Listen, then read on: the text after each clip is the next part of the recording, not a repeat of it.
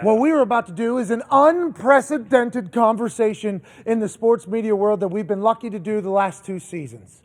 Ladies and gentlemen, fresh off of a win in which he looked damn near perfect, back-to-back MVP winner of the National Football League, host of Aaron Rodgers Tuesday, which is currently in its 3rd season. Ladies and gentlemen, ayahuasca guy, Aaron Rodgers. Yeah!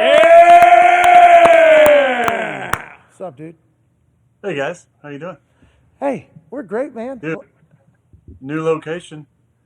Yeah, I'm happy Looking good. I'm happy we're able to connect with you today, to be honest with you. Could you imagine we get in this place and God. not able to connect with anybody? It would have been a heartbreaker, but we need to get you out here. We're going through it a little bit. There's some technical difficulties happening every single moment, but we appreciate you, bud. Thanks for the love. So, kind of like the AJ Hawk household. Yeah, bingo. similar. He's rebuilding a house. He rebuilds his house every 2 weeks. I have no idea how he does it. These constructions and contractor, AJ, I have no idea how you do this every other month with your wife in the business that she does. Honestly, I have no idea. Well, it's all right, Pat. You'll get through it. You'll be okay. No, I think we need a pistol or chopper to come out here and handle this whole business. They were too busy in Ohio, couldn't come to Indiana. Next time we will learn from that. Aaron, let's talk about week 2 here. Last week, you didn't seem to have any panic. Obviously, you're always very relaxed and comfortable. Feels like Packers came out with a little bit more energy here against this game. Is that because it's the Bears? Is that because of what happened week 1? What do you attribute to, and did you feel it? Well, it's all that. I mean, I think first week to have major overreactions and write teams off completely is always a mistake, and it keeps happening every single year in our business. To do it after 2 weeks, I would say, is the same thing. To crown somebody early in the season, there's so much that can happen. There's so many different momentum swings and confidence roller coaster that teams go on, and injuries that can happen. And for us, we're fortunate. We played in a tough environment on the road. We came home to our crowd, incredible environment against our longtime rivals who were riding high off a big win in week 1, and we took care of business. Hey, other than coming home playing at Lambeau with that amazing atmosphere, which LaFleur was doing his part in pumping the crowd. I could see him many different times on the TV copy. Like, what else was different from week 1 to week 2? Could you feel it early on in the game? Like, all right, this is much better than I felt last week. I don't know if it's that. They went down. We got the ball. We went down and got 3. Then they came right back down, got 7 and 7-3. And thinking, gosh, dang it, what's going? We gotta get this thing rolling. We got to take this down now and score. And we put together another nice drive and took the lead back and didn't give it up from that point forward. But I just feel like we all kind of just settled in. The crowd definitely helped. The environment helped. Sunday Night Football has always been a favorite of mine. I was just watching a clip back during the break here with Al Michaels, and I love Al so much. And he's not with Sunday Night Football anymore. Mike Tirico's on there, does a fantastic job. But I've always really enjoyed those. We've won like 13 straight primetime games. No big deal. I saw, Tom Fanning sent me a stat there. So it just kind of lined up for us. Again, there's some similarities to last year. Hopefully, a lot of similarities. I said it, I think last week, we get blown out in week 1, play a division opponent week 2, go on the road week 3 against an opponent that is going to be favored, and we're not expected to win. And we need a Herculean effort to go down there and get the dub. But it feels good to be 1-1. The entire division is 1-1 now after Philadelphia beat Minnesota last night. And so it's we're 2 weeks in. We can't overreact, but it's definitely feels nice to get that first win. We overreact literally every single day. Titans are dead. I don't know if you know that. I mean, Titans are absolutely dead. They got no shot the rest of the year. And the Bills. Is Mike Vrabel not coaching them anymore? See, I bet on that last night. So shut the fuck up. Come on. The only thing you can say about Derrick Henry? Yeah, Is Derrick Henry's still there? Yeah, they still got him. Yeah. Okay, Ryan Tannehill still throwing those strike routes? Yeah, they're going to be just fine. Okay, chill out. There wasn't a lot of those last night, I don't believe. But, I mean, he still got it in him. Buffalo. Hey. That's a pretty damn good team there. Do you watch these games, and do you think I watched a little bit of that one. I really like Josh Allen. I've gotten to know him a little bit over the years, and I really like him as a person. So if somebody that I really, really like is on TV, I'll probably check him out. And so I checked Who that else do you game really, out. really like that you watch? There you go. Well, I'm not going to give away too much of that information, but all right. if it's applicable to the conversation age, then I'll add to it. I know you're trying to set me up again here with some ridiculous interjection, but I do like Josh Allen a lot. And if he's on, I usually like watching him. I like Matt Stafford a lot. If he's on, I'll watch him, and I'll just stop right there. Well, you left a couple names off the list, so you don't like. That's what AJ wanted to get into, right? AJ, that's what you That's wanted. what he wants. That's what he wants. That's exactly. I what just like to know what games he's watching. Yeah, I do enjoy that. I don't watch a lot of games. But if somebody's playing that I enjoy watching or that I'm good friends with, then I'll probably check it out. So what do you think whenever you see the Bills that are just humming? Now, your team looked much better this week, too, than you did week one. And I think that guy that's on your shirt, Aaron Jones, was a big part of that. Obviously a focal point. But when you watch teams like the Bills... We need a sombrero on there. Mm-hmm. Yeah, he's a seller. And also maybe the sunglasses, too. Those are so sweet at night on the sideline. It's like his thing. Yeah. It's like his thing. He puts on the Oakleys and the sombrero. It's like, that's a great marketing. Great fucking player. He was on our... I don't know if you saw it or not. He was on our Super Boost because you and LaFleur were like, need to get Aaron Jones involved more. That was obviously a topic of conversation you all had. And what do you think happened week one on why he didn't get involved? Or in week two, was that more so what you expect for the rest of the season? And obviously the convo with Aaron Jones, how'd that go? No, it changes every week. It really does. I mean, the goal is to get 33 and 28 the ball. It'd be nice to get him a number of touches, in the 15 range at least for each of them. But it just depends on how the game goes. Some games flow differently than others.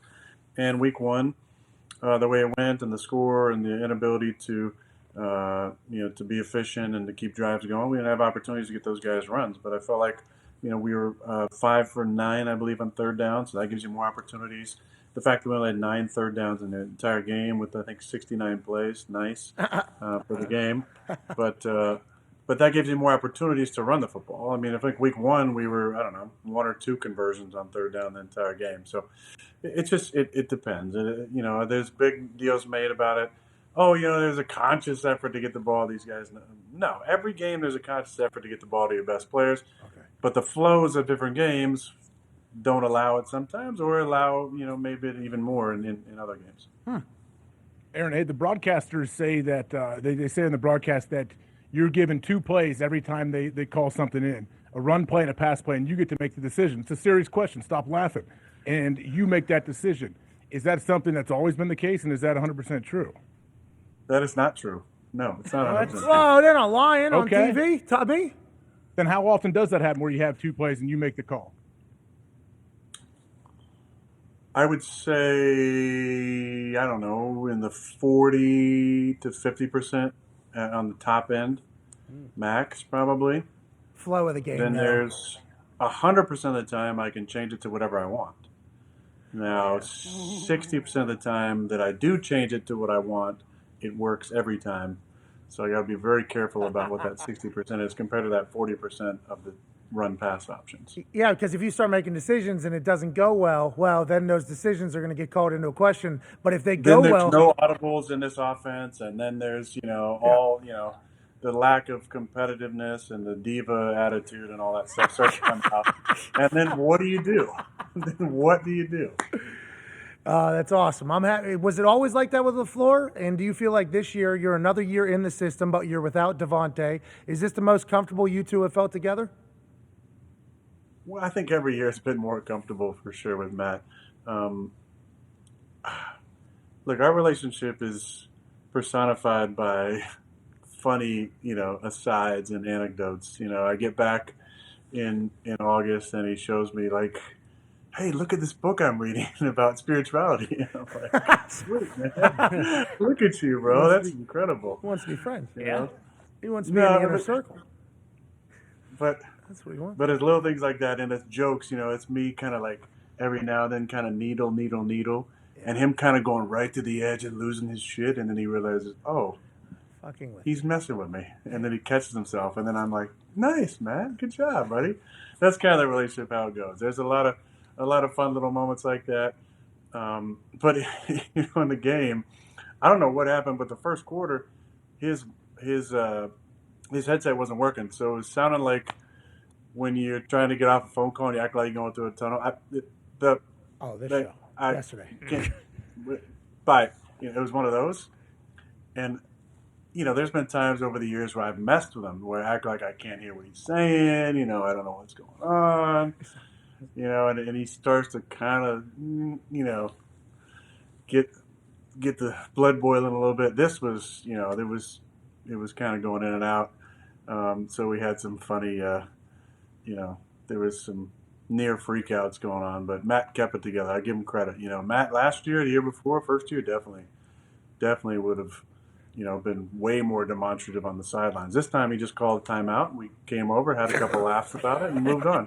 Congrats, Coach. Yeah, here we Congrats, go. Coach. Hey, that's what life's all about, right? It's about just growth and reflection and great eyebrows. You are the universe, Coach LaFleur. Don't ever fucking forget it, pal. All right? Don't ever forget it. You are the universe.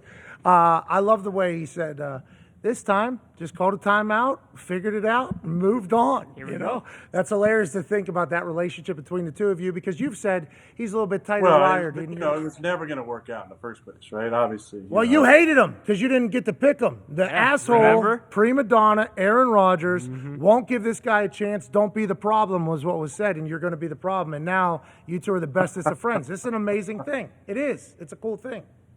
It's funny, with a couple bottles of nice wine and, a couple stogies and a couple good book recommendations can do for a relationship. Huh? Oh, yeah. You do ayahuasca with... Hallucinogenics? Yeah, there we go. Thank you, AJ. Sorry. We're both journalists. Is that the stuff that Frank Thomas is peddling? Big herd.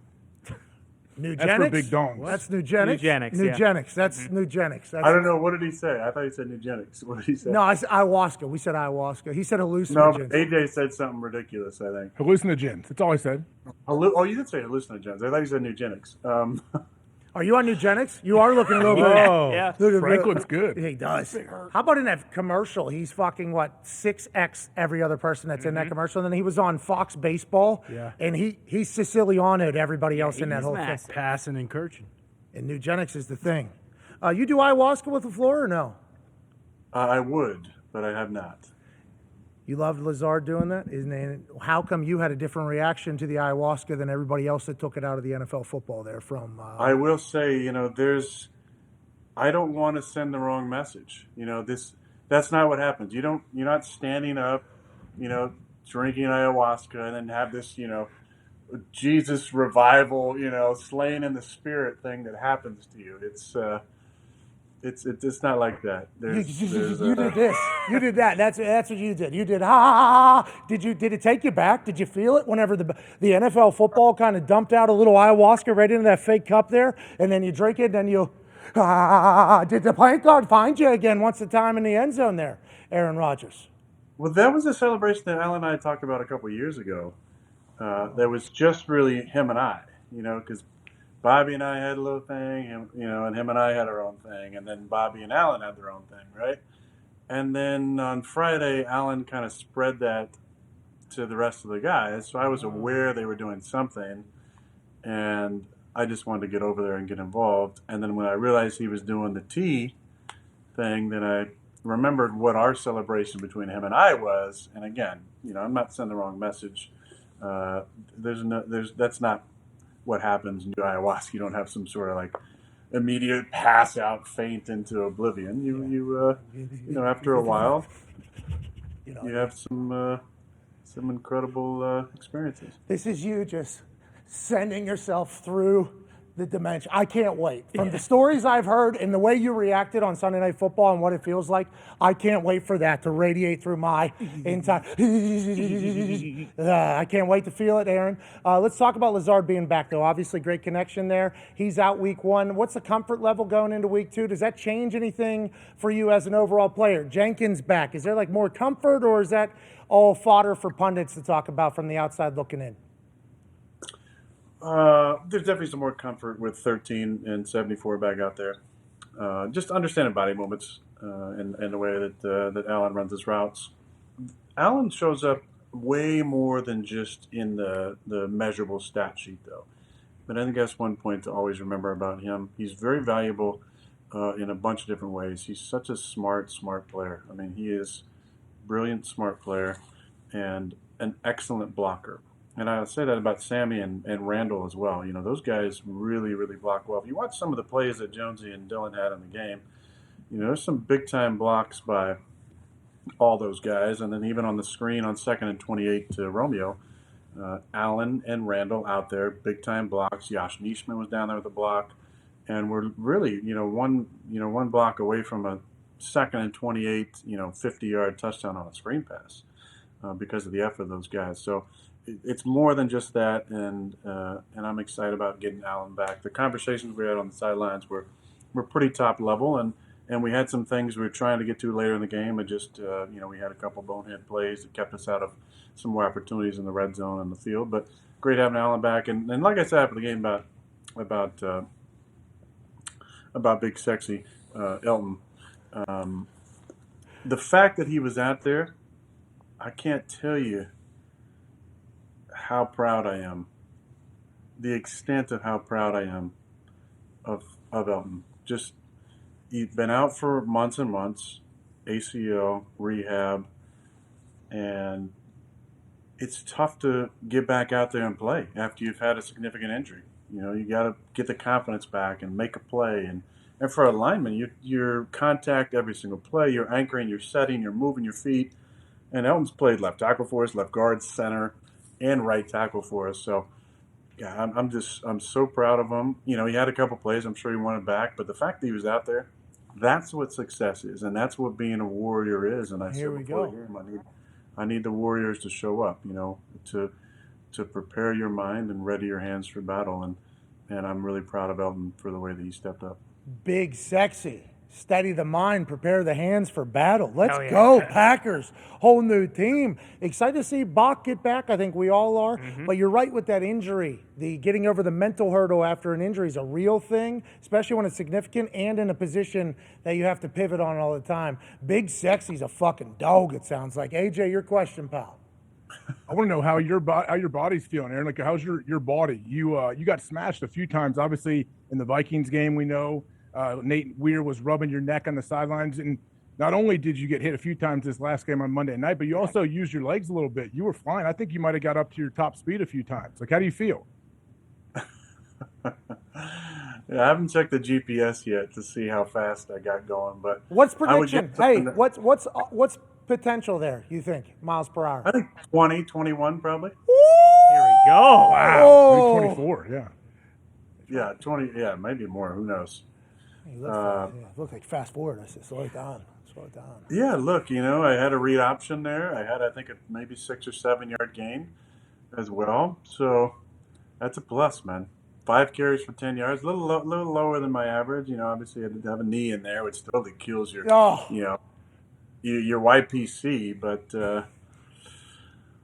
look, the older you get, the more difficult it is, I think, on Mondays and Tuesdays. But maybe the easier it is to get through a Wednesday or a Thursday or a Friday if you're a little banged up, because you're maybe just a little bit more used to what that level of 100% or your 100% during the season looks and feels like. So neck is definitely a little bit sore. Body overall some soreness, but I feel pretty good 2 weeks in. The thing I do feel good about is I ran to the sidelines that one time for like 7 yards, big gainer, win the down, and wasn't that tired. A lot of times, I sprint, because not just 7 yards. You got to get the Pythagorean theorem, man. You got to get certain, distances you might run just to get out of bounds, right? Of course. Sometimes I come back to the huddle and I'm like, maybe breathing a little heavy every now and then. I know it's a 7 yards, so it's, I'm not looking for any major accolades here, but as far as where my wind is at, not playing the preseason, I do feel like I'm in good shape. 7-yard scamper to the sideline from the middle of the field. You start doing the math. The field is 52 1/3 yards wide. If you're in the middle of that thing, it's 53 1/3 yards wide. So that's 26.75.66 yards to the middle of the field. A squared plus B squared equals C squared. You do the 7-yard scamper. You start doing the math. You see, this guy ran 200 yards, gained 7. That's a fucking. Hey, and you're not tired? Winning football. That's what we need, dude. That's a back-to-back MVP. Mm-hmm. That's I'm back. Yeah, all the way back. Younger than ever. You know what I mean? Yeah, it might have been that celebration that kind of got me rejuvenated. The medicine just started spinning up inside me again. Yeah, the brain started remembering being down the middle of that jungle and just, whoa, whoa, whoa, whoa, whoa. What the fuck is going on here? It's awesome, dude. You can do it again? You think the rest of your life you'll do ayahuasca? If I'm called, yeah, but Whoa, whoa, whoa, I don't whoa, think whoa, that whoa, was whoa, whoa, whoa, whoa. I don't think that was the last time. What is that? Hold on, just real quick. So I had a friend named Austin Colley. He was a Mormon fella, all right? And when Mitt Romney was running for president, Austin Colley and I had conversations about what the person who's maybe going to be president believes in, because I'd never met a Mormon person before. So we broke down the entire thing during a 30-minute. Didn't know. Broke it down during a 30-minute cardio thing, broke it all down. He talked about the mission he went on in the middle of college. He broke like the freshman record, wide receiver record at BYU, and then he was called to go on a mission from God for 2 years to Nicaragua, where he wasn't allowed to use any technology at a road. He's working out on the streets down there. Is that what you're, like, getting called? That was literally how he used it. Is that what you feel like happens down there? And are you going to get called forever, you think, because of how good you're doing for that entire plant garden tea that they got cooking down there? Well, I really enjoy the LDS reference. Thank you. Bringing it into it. Thank you for that. But it's the same idea. It's just more of an intuitive feeling that it's time to sit with the medicine again. And I think once you've sat with the medicine one time, you kind of know what that feeling is. That it's time for more lessons to be learned. And some people sit once and never feel called again, and some people sit 100 straight days and then still feel called, years and years down the road to keep on doing it. I had such a beautiful experience this last time that I'm pretty certain it won't be my last, but I'm not sure when my next time will be. Can you? Is that something you can take numerous times? Like, obviously, there's some drugs that kind of wear you out or whatever. Is that something you could potentially do forever? Well, I'm glad you brought this up because I was wondering how I could segue this, but I really want to go on a small tangent there with the word you just used, because words are spelled, right? Words are spells, and they are spelled a certain way or pronounced a certain way, and there is power in the specific word. So you just used the word drug, right, to refer to ayahuasca, and there's been I saw a few articles people sent me about us doing the tea celebration. And I just want to stop you there right away, because the reference to ayahuasca, or even marijuana, putting the tag drug on them is a manipulative word that creates a bias against those specific things. And it happens all over society, right? Think about the word fat and sugar when it comes to food, right?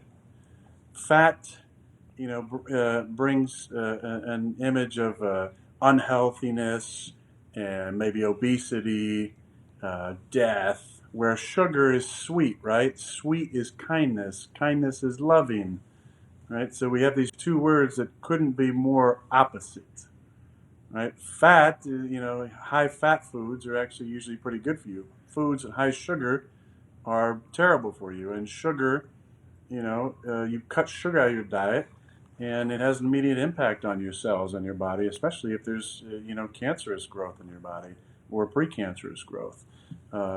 Sugar, not good for you. Fat, most, fats are pretty good for you.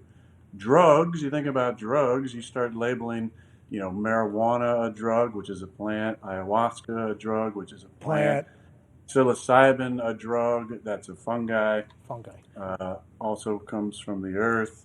Then you think about medicine, right? What is medicine? Medicine is like, I'm going to take my daily medicine, my aspirin. That's a drug, right? That's a drug. I'm going to take my,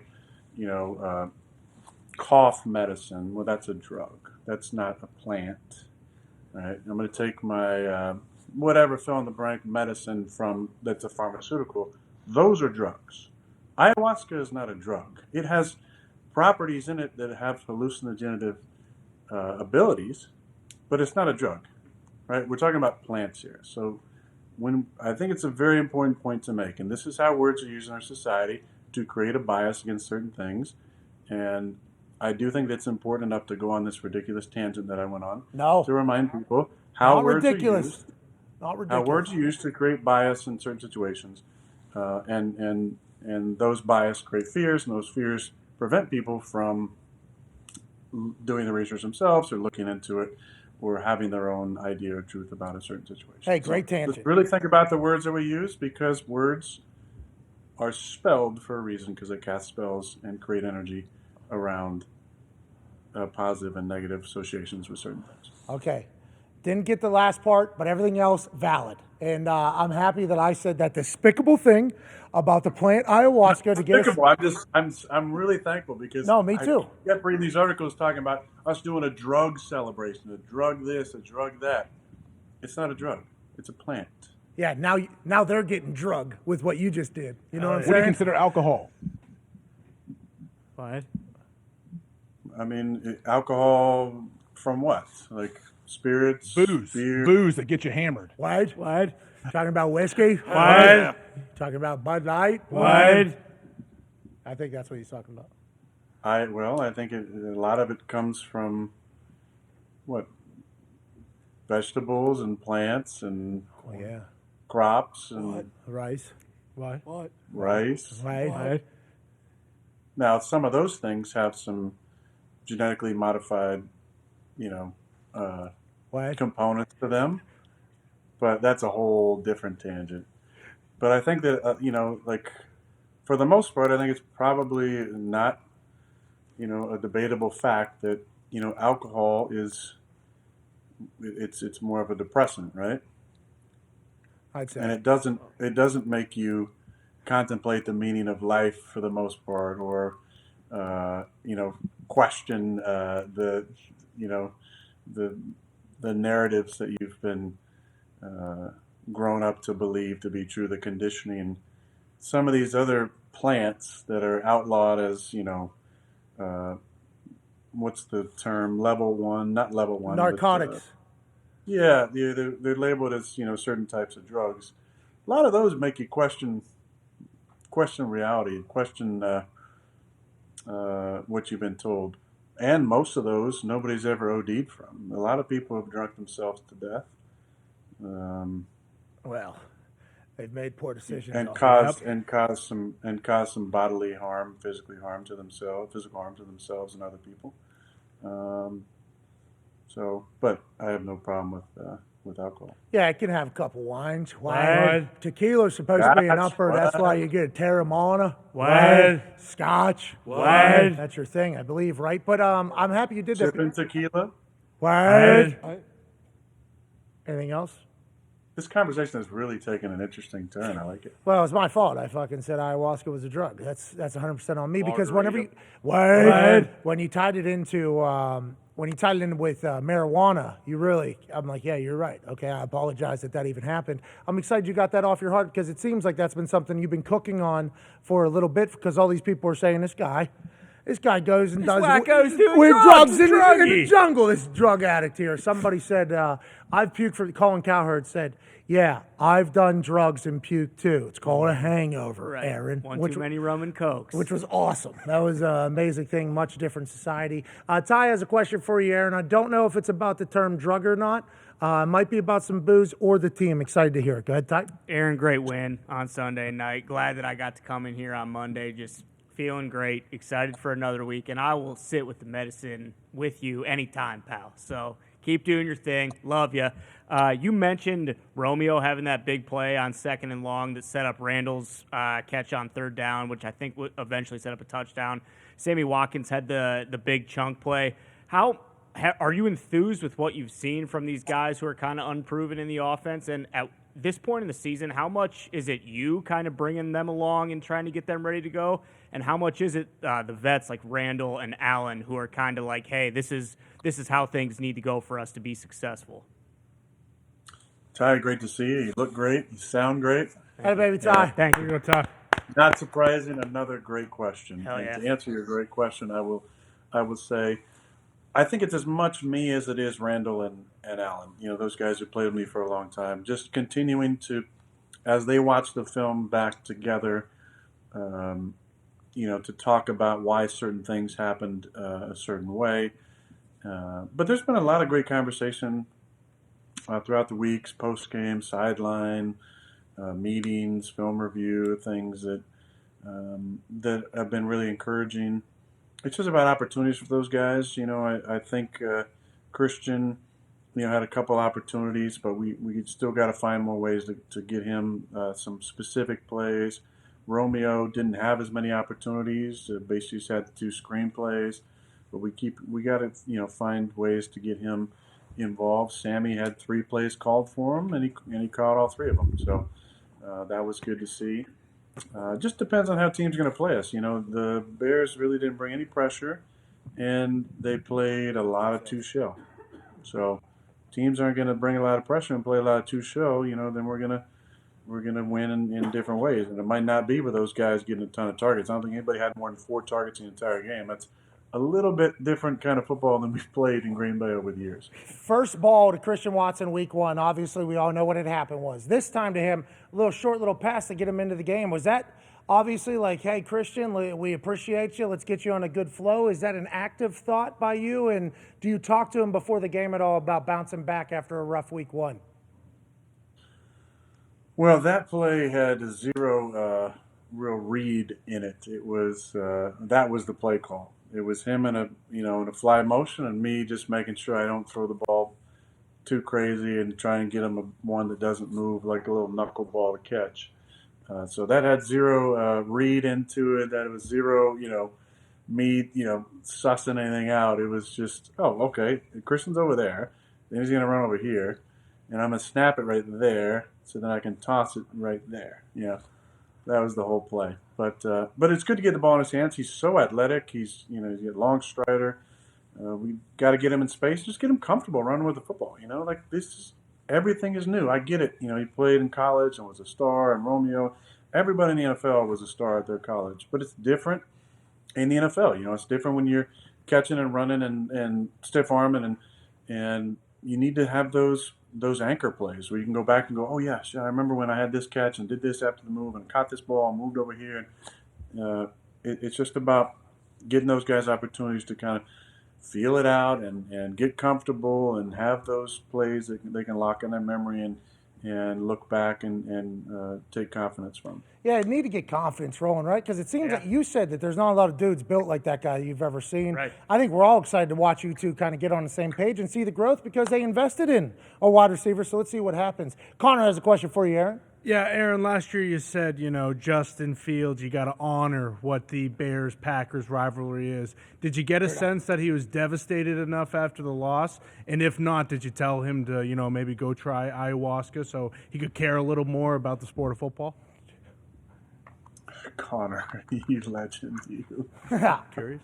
Absolutely. No, I didn't. We had a nice conversation. I told him after the first game, basically to enjoy this rivalry. The first time that we played them, just because it's so special. It is for everybody the first time. It is a welcome to the rivalry moment. So there was a lot of first timers on that side that hadn't played in those games. I've played in 29 of them, I think now. It's a great rivalry, and welcome to it. How many wins? 104, 105? We got 104 as a team, or it's 104 to 95, and I think 8 ties. See, that's a cool thing that doesn't happen, right? Mm-hmm. That doesn't happen anymore even in college football. There's still rivalry games, but with conference realignment, they don't seem to be happening as often as we had all hoped. In the NFL, you never see it because people leave teams and change teams. There seems to be no loyalty between anybody. For this, it feels like you, and I don't know how others feel in the building, so I apologize. AJ will probably be able to speak better.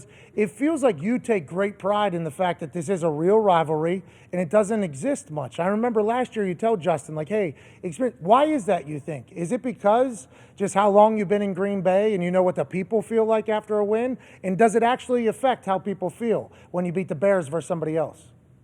Yeah, I was out and about yesterday, and man, people were juiced. They were rocking their Packer stuff. They were, thanking me for how I played. They were talking about their own experience going to the game. There was a lot of happy people around town, so that's usually the case. But think about, Pat, how many what other rivalry could you say in the NFL is similar to this? That has a history, and that also has, at least a few players who played in a number of these, so kind of carry on that tradition. Like, is there another rivalry that you can think of off the top of your head that can kind of fit in this category in the NFL? We were just kind of mounted. I guess Giants Eagles, maybe potentially. Yeah. I think they hate each other. I think that's one of those ones. Cowboys Commanders, but that's not the same thing anymore. That team's changed so many times. Yeah, I don't think so. You're right. Name change now, so it's not even Right. Yeah. Well, that's it's only been the Commanders for a few years, but Washington football. look, Colts, this is Jags. my 18th year, so I've been a part of. This was my 36th time being on the field for a part of it. And obviously, I didn't start in a few of those, but it's a special experience, And I've seen a lot of change on both sides. Mason's been with us for 16 years now. He's seen a lot of games. We've had guys on both sides of it. We had Julius Peppers, Pat O'Donnell, our punter, was there. He murdered Lucas one. Patrick, who played with us, is over there now. Luke Getz, who's been a part of the rivalry. Luke Butkus, the nephew of Dick Butkus, who wants to punch me in the face, like he's on our staff. So that guy there's a lot of Jim McMahon. Why? Jim McMahon played. That guy wants to Jimmy punch you in the Mack, face? What? That guy wants to punch you in the face? Supposedly, yeah.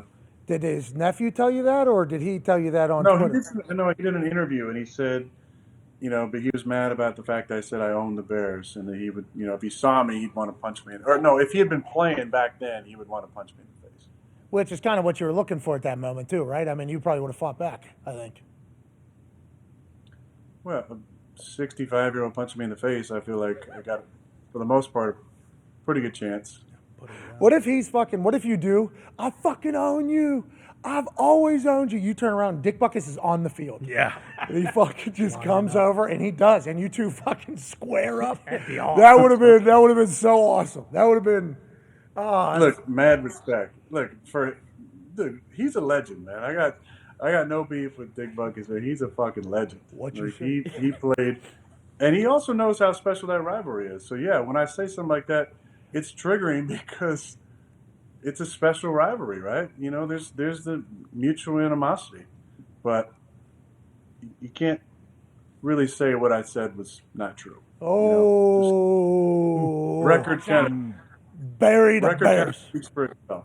Yeah, it's awesome. I love that you talk about it that way, too, because it's not normal for the NFL nowadays. Everybody wants to say the absolute right thing all the time, and you being like, no, this is a rivalry. Our people like it more. We're trying to beat the fuck out of them. I mean, what are we even doing? Sorry about it. I think that's a beautiful thing, and that's why the NFL will continue to be the greatest sport on earth. AJ, your question.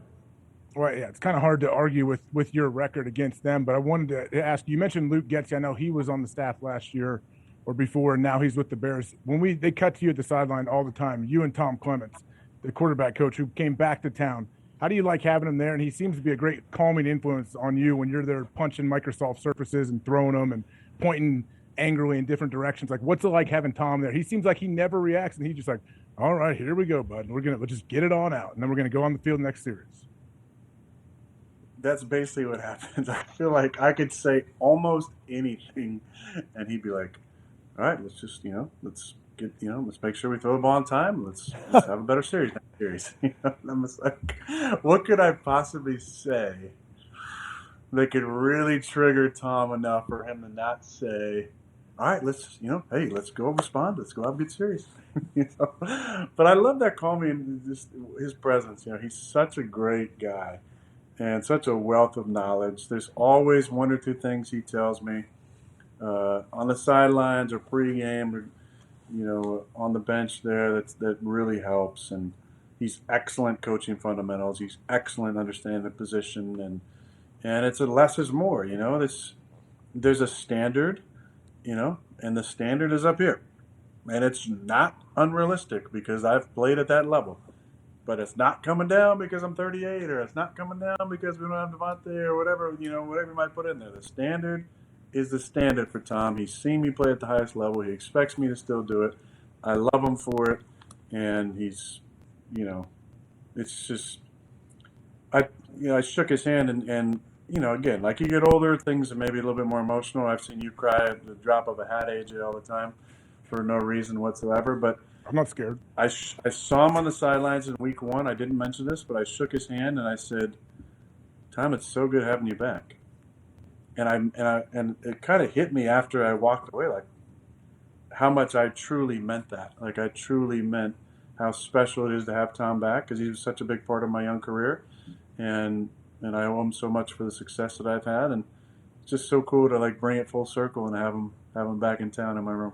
Hell yeah, it's great. I think that what you just talked about is a cool moment, that you were so emotional. That's why you guys didn't win, because you saw Tom back on the sideline. That's basically what I just heard there. That is a fucking cool thing, though, that you've been in the league long enough that this guy has seen you, okay, at different levels, probably watched from afar, and now he's back in there and understands, like, okay, sometimes Aaron's going to be pissed off, and sometimes Aaron's going to expect something, but he's allowed to, and I assume that respect goes both ways between you and Tom, and that's why I think we're all expecting an incredible season. Yeah. Speaking of Toms, do you and Tom Brady text each other and say, who can ruin a Microsoft Surface more, me or you this week?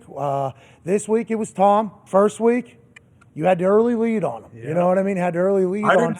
I didn't throw any surfaces last night. No, but he didn't do anything to a surface. He took the lead and will probably withstand the number one surface abuse for the season. I don't know if anything will top that, but that energy that he still has, he's saying "fuck you, bitch" to Marshawn Lattimore and throwing a surface. You are motherfucking whenever new guys aren't doing things. What do you think it is about you two that keep that drive? Because I think that is one of the most impressive things about this run. And everybody talks about Tom being 44. You're 38 years old. You've won the MVP 4 times back to back now. You still have this like competitive. What do you think it is? And do you think you'll ever be able to lose that? Like, will that ever go away, you think? Well, I hope so. I mean, I don't think I'm going to be that weird, parent in the stands watching their kid who absolutely loses their shit nonstop and can't like turn off that competitive juice, like I've seen from AJ Hawk in in coaching little Lennon's games, where he just can't realize these girls are 11 and nobody's going to the WNBA after the season, so maybe just chill out a little bit, I'm not going to be that guy. I don't think it's even possible. But as far as doing something that I love, that I'm really good at, and being highly competitive, I don't think that's going to turn off. Why would that? That's the drive to be the best all the time. And every now and then they catch us doing some things. I threw, tossed a surface, back against Carolina in 2015. It is still a great meme where, it's one of those things you think a guy's never going to be open. You look at the stupid, pictures on the surface. He's wide ass open, and you get pissed off because the game basically over because he threw a shitty pick, and comes out. Like, I get it. I totally get it. After that, I just realized maybe I shouldn't take it out on the surface. Surface did nothing wrong. Didn't make me, start, taking it out on myself, physically or anything. Yeah, there we go. There it is right there. Yep. Yeah. Scott Tolzien's like, man, you fucking missed it. Right on. Good teammate, just piling on there. I think that want to be great still and still have the juice is a talent that not a lot of people have, and it's an honor to watch you keep going, pal. The hair's looking fantastic, by the way. You should feel good about where it's at right now, I think. Thank you so much. I got to talk to probably Laura, about kind of what she sets out for AJ to put in his hair, because I feel like there's times where it looks fuller than it actually is. Like, you get up close and you see there's a lot of thinning going on, and I just want to make sure that I'm using the right products as I get older. So I got to give Laura a call probably after this, see what he's using on his hair. But you got a great head of hair as well. No, mine's getting thin as well. I'm starting to get the peaks a little bit more. I was going to grow it long, but my hair looks bad like that. Did you say? I don't believe it. Did you say give me the AJ Hawk though when you got the cut? Is that what you said? Look how long it is. Do you have like weird long parts in the back? It is super. It's got a pretty good flow. Who, me? Yeah.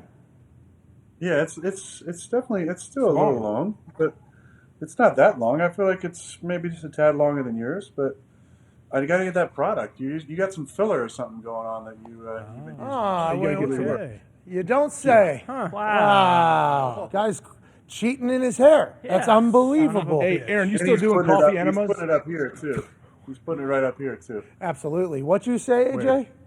I asked him if he was still doing those coffee enemas. I know he said he's not doing sugar. You doing that too? That usually goes hand in hand. Get the caffeine, you're saying. Not during the I season. would. Hey, I would. Out of all the different types of enemas, coffee is definitely the Well, the you best. did that one. What was that one? He was in the Pancha middle. Karma. Kapancha Karma. Oh, yeah. Pancha Karma. Well, in the Pancha Karma, there's different types of enemas you can do. There's oil ones, there's water ones, there's coffee ones. What? What AJ brought up was real. So that gives you what? Just straight energy, straight to the ass. Like, hey, give me all the. I didn't think it was a real question for the record. I thought it was a joke. Anyways, whatever you do, man, you're in the best shape of your life. You're playing football better than ever. And are you growing the hair for a Halloween costume? Have you thought about that already? Has that already been planned and prepared? I don't know where else to go. You know, the two best athletes, two best athlete actors of all time. Actors first, though. Actors/athletes are Keanu Reeves and Nick Cage. So I've already dressed up as them over the last year. I don't know how to top that. I really don't. I was watching Life Aquatic back the other week. That was a great, I thought a great costume back in 2017. But what else do you do? I mean, you pay homage to the two greatest actors of our generation. Is there a third that you would put in that category? Maybe Chuck Norris or Jackie Chan, I guess, but Paul Giamatti, maybe. AJ no. Hawk. What? Oh, you could be AJ Hawk. Oh my God, you're AJ Hawk. As what? AJ as like his common McAfee Show wear? AJ is... No. You put the as- pads on. Yeah. I think you put the full pads on. Green I Bay think the pads. Ohio State pads. I mean, the I Green think Bay you should ones. be Matt LaFleur. You should trim up your eyebrows and be LaFleur. Oh, even And better. your beard. Put them in the khakis. Just do this all Yeah. day. Night. Just do this all night at the party, and if they catch you on Snapchat or something, you'll just be doing that, as opposed to What do you, AJ, what do you think, or maybe I'll ask Ty, like first, as a true Packer fan. Ty, what do you think about Matt, trying to get the fans riled up? Do you think that's his job? Do you like it? Do you not like it? Is it cool? Is it Love cheesy? What do you think? I'll be honest, I do not love it. I can't. Whoa! I can't stand. I mean, it's fucking Lambeau, Matt. All right, the people are gonna get loud. Okay, you don't need to be pumping him up. But I like that he's juiced up. He's ready to go. He wants the team to be successful. He wants the crowd to get into it. But rest assured, they're gonna get loud, especially if 12's out there. They're gonna get loud. Okay. oh, jeez. I'll tell you, I don't know if they probably didn't catch us on the TV broadcast, but it's one of those cool things when you actually go to a game that you would hear. But at the 2-minute warning, the crowd started chanting, "The Bears still suck. The Bears still suck." Come on. Wow, And then they means a little more. Yeah, that's right. And then they posted on the Jumbotron these videos, which are usually for when our crowd, which is a loud crowd and incredible at the wave as well. I think it's a Midwest thing. But sometimes they do the wave around the stadium when we're on offense. So they have these players on the Jumbotron that say, "Hey, shh, quiet," or whatever. So it's a 2-minute warning, and they're chanting this, and they put up that PSA on the scoreboard, like, "Hey, offense is at work, be quiet." It was like 3 of our guys. It was like Sammy, Allen, and Bobby maybe. And I was like, man, fuck that. Let's hear that chant again. Let's go. Oh, so you did a. It's 20. It's 27-10. We're up 3 scores and we're kneeling it out 3 times. Come on, let's go. Oh, that is amazing. Hell yeah. I That love was a it. cool moment. That was explains cool. the rivalry right there, I think. Yeah. That I hope lives on forever. And are we starting the book club this week or next week? I mean, I have one if we need one next to me. We can go with it and then I think we do it. and start it off right. The one that I really wanted to start with, just to kick it off, super controversially. I don't know where it is. I might have given it away, so I might need to get another one. But I got one that's a great book that I read this off season that is a good one to start with as well. If you want to go with it, or we can go next week. Either way. I think, ladies and gentlemen, it is time for a repeat of what happened last season, which took the book reading world by storm. we could have never guessed to be a part of something like this, but I think it became like the second largest book club if you go by the numbers of subscribers and merchandise. Maybe the second entire book club going. Probably right behind Oprah. Raised $100,000 for reader advocacy groups, which we've had numerous reach out. And now we got season 2, book 1. Aaron Rodgers read this book this offseason. The first book of Book Club 2.0 is? You're going to recognize this author from a book from the first year of the book club, but this is another book by Dahn Ruiz, and it's called The Mastery of Love. Oh, of course. Let's go, man. I fucking love when this is talked about. We love love around here. Yeah, we love love here. What's The Mastery of Love all about, Aaron, and when did you read it? Well, at the top it says A Practical Guide to the Art of Relationship. But it's much like the 4 Agreements, which I'm sure you remember all 4 of those. That was a book that he wrote as well. You're going to go get it right now. And remember that it's important to be impeccable with your word and don't make assumptions and always do your best. And what else, Pat? What am I missing? Where did he go? He's off camera. He's trying to find it. Here we he go. is. You're missing. I think it's underneath your thing. So no, it's right here. Yeah, dude. Obviously, hey, Dahn. Let's get a little bit more creative with the cover. Okay, Yeah, come on. Mastery of Love. Very similar. Very similar. I mean, we turned that son of a bitch sideways. I mean, we got the. Hey, Dahn, come on. It's not about what's on I the think cover. that's the point, because a lot of times they're sold together. The Mastery of Love with the 4 Agreements, and I think there's another book called The 5th Agreement. Let's see here. It's a lot of fucking agreements. But yeah, it's a simple book. There's it's only about 200 pages, but the simplest books often have the deepest wisdom in it.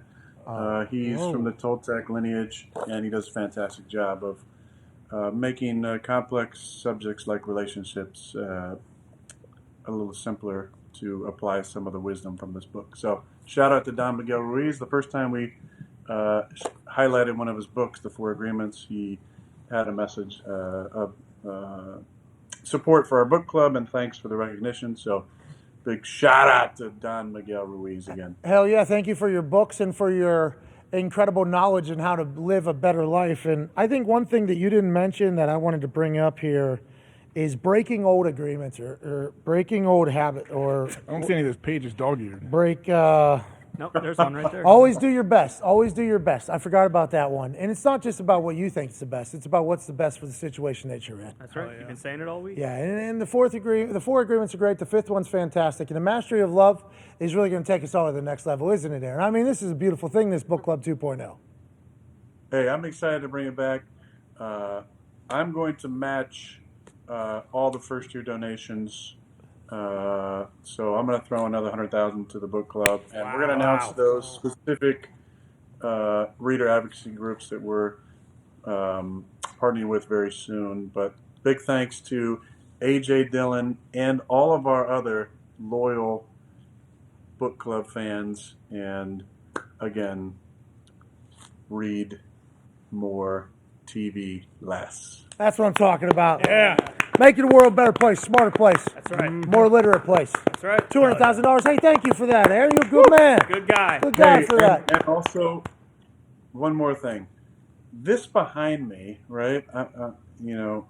These are real books, right? I can take one off the shelf. Oh, yeah.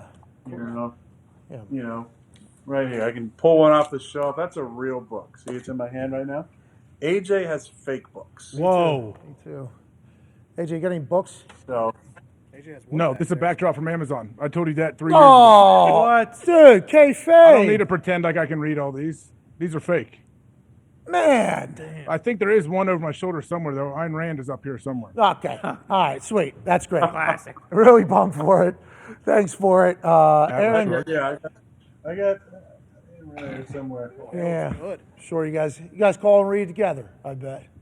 But you can't see it here, but I have some of the book club books right here. I got The Giver. I got Outliers. I got The 4 Agreements from Dahn Ruiz right here. I got Where Men Win Glory. Oh, yeah. You know what I mean? I got my own little.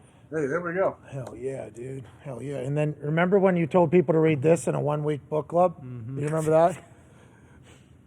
It's not a 1-week book club. It's a year-long book club. But we just get together and meet for 17 or 18 weeks. So we gotta inspire people to read. It's not what are we talking about? We're talking about 16 or 17 books over 52 weeks. That's one book every 3 weeks. I don't think that was properly said last year then. I think a lot of people, ourselves included, thought we were on a week-to-week book club. Yep. And maybe that's what scared us away from a little bit. You know what I mean? Because when you pop up a Bible and tell me that we're going to talk about it next week, there ain't no shot. You know what I mean? I'm not even giving it a go. So I think what the that's the thing. We're not talking about it. We're highlighting books that I love and that I recommend to people to read, and we don't got to read it every week. And they have an entire year maybe to go through a book club, or actually, honestly, they have an entire lifetime. Do what I do. Just start stacking books all over the place and never read them. That's a good policy. Hold on. So that's what everybody's going to say now. You do read these books that you like, the Mastery of Love. But this is what happens. You start a book club, and then literally I get fan mail or friend mail. In the last year, I've probably stacked up 100 books that I didn't pay for, that were sent to me, that were gifted to me. Some of them are like local writers, that think I need to be putting their book on the, on the book club. Well, that's a good idea. Some of them are friends who are sending stuff in. Some people I haven't talked to in a long time. Some are random fans. But it's probably been at least 100 books. That honestly I haven't got to, because I have my own stack of like 20 that I'm trying to get to and get through. We're backed up on books already. 20 I'm actually reading, probably 2 or 3 of those at a time at the most. And there's another 100 How many brains this I guy gotta find spot for, because I'm not reading those. You're reading 3 books at a time, dude, and you're back-to-back MVP at the NFL. Your brain bigger than everybody else? Is that what you think? Are you a speed reader? You reading both pages at the same damn time? You doing 2 lines? How do you do it? No, there's just certain times where it makes sense to have a book with you. So sometimes you might want a smaller book, or one you could pick up and drop, like The Mastery of Love. Sometimes it might be a different book that I'm going to highlight later in the book club that's 100 pages that you can pick up and read 10 pages at a time. And then sometimes there's a 300-page, 400-page book that's the situation that calls for a book like that, where you have more time to read. You might be on a flight or have 3-hour downtime at some point, where instead of binging a show, you want to read a book. Of course. And that's the thing that I think we just learned about Old Book Club 2.0 is let's not rush ourselves here. No.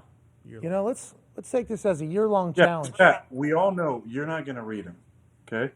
A little judgmental. I thought we were not supposed to judge a book by its cover or tank top or whatever the case is. Let me finish my sentence. You're not going to read them if they're over 200 pages. So wow. A wise man once told me sometimes the simplest books have the deepest meanings. So maybe. Well, let me just say, like this book that we started with, it's right at about 200 pages. Next the Berenstain Bears, it's too long for them. Well, yeah, that's true. that. Yeah, that is true. The Berenstain Bears very. Last year we had the boy, the horse, the giver, boy, the goose, the horse. Yep, the grandpa. Short book. You're able to read that one multiple times. Oh, I already have, yeah. But this one is the one I always go back to. Because Fingerprints of the Gods. Yeah, because I honestly believe we were supposed to read it every single week, and I thought that was an impossible task. But Connor was trying to speed read these things. I was trying to find cliff notes because I thought there was maybe going to be a quiz each week, and really had to chat about it. This one is really the one that really turned the page for me, not even to give it a go. But look, if you want to go to that, and you want me to pick 200-page books or shorter, no, I can create a list of questions that I ask you the next week. No, and quiz you on the motifs and themes from the book. Fun show. Schedule's crazy. Come on. I just learned it's an entire year-long thing. So give me more fingerprints. I mean, your schedule. You're doing the show Monday to Friday. Is that right? What? Then you got SmackDown. No. Hiatus on SmackDown. Okay, well, you're doing show Monday through Friday. Yeah. And then you're doing Game Day Saturday. College Game Day on Saturday. Yeah, it's awesome. And then you're watching football all day Sunday because you got to talk about it during the week. Yeah, it's great. What? It's good. Catch me week 10. When you're working on your physique, because you're looking good, man. You're looking ripped. Hawk House in the new Thunderdome, right over here. It's honestly right. Aaron, you got to see this place. The gym that him and Schlegel put together, fantastic. Now, one of the companies that Schlegel told us to work with,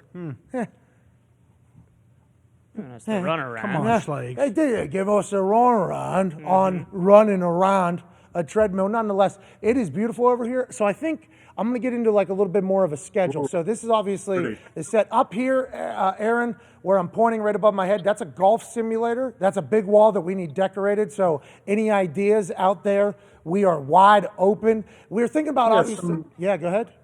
Psychedelic mural maybe would be good there, probably. Like graffiti. Hey, why don't you send your tat over, and then we'll just put it right out there. Superimpose it. That could be a cool thing. You said a psychedelic painting. You think a little bit of a splatter, a mural. Mural. Oh, Yeah. You don't want that third eye staring at you all day, though. That's looking out that way. They ain't looking at me. Fucking look at everybody else. You know what I'm saying? And then the Hawk House is down over yonder at that hoop that I've missed multiple times today, but I hit yesterday, although it had the worst audio in the history of audio. That's the Hawk House down in there. We'll debut it someday. We're going to give a full tour once everything's in there. You but- didn't, I'm guessing you didn't call my friends at Powerlift. Well, we did. Well, we didn't. No. Well, that's kind of agent's fault. Yeah. So You it's know not what, done. I can't. I need to get there. What? To the Hawk House? Yeah, I need to get there in person and see what's going on and see what it needs. A lot of accessories I'm looking for. Yeah, but powerlift, I mean, was probably an option at some point. Yeah, you dropped the ball. What's that all about? Why do you think we don't have it in the Hawk House? Why do you think you chose Because not we to know Aaron says, call my friends at Powerlift, and then you ask Aaron, hey, what's your number? And then he flakes out and gets back to you 6 months later. Oh! I couldn't start that. Yeah, well, It's already I tough love it. enough I with love the it. supply chain. I love knowing AJ's triggered because he takes most of his shots are very subvert. But when it's overt, when he really wants you to know to take a shot at you, that means he's really triggered by something you said. So good for you, man. well, I good got for you too. Sounds like you got him triggered as well. Sounds like it was a great ending to this beautiful episode 2, season 3 of Great Toss there, Zito. Aaron Rodgers kiss. Tuesday. Aaron, this ball goes in. We'll put another $50,000 into that literacy thing, and then we'll give away $1,000 to 10 people who randomly tweet this. Holy shit. If you make it, I'll put another 50 on top of the 100 I'm putting in. Whoa. Okay. Oh no! Here we go. Come on, Pressure baby. moment. Oh no! The Come on. hoop's so big. Yeah. Massive. Hoop's so big.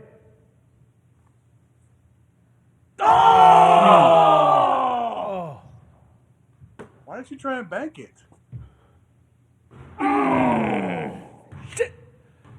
Well, sorry about it. Nobody's going to read now. That's 100% on me. Aaron, I appreciate you. I'm going to watch you this week. Get a little better at throwing so I make the shot. We'll do it again next week. Something magical will happen.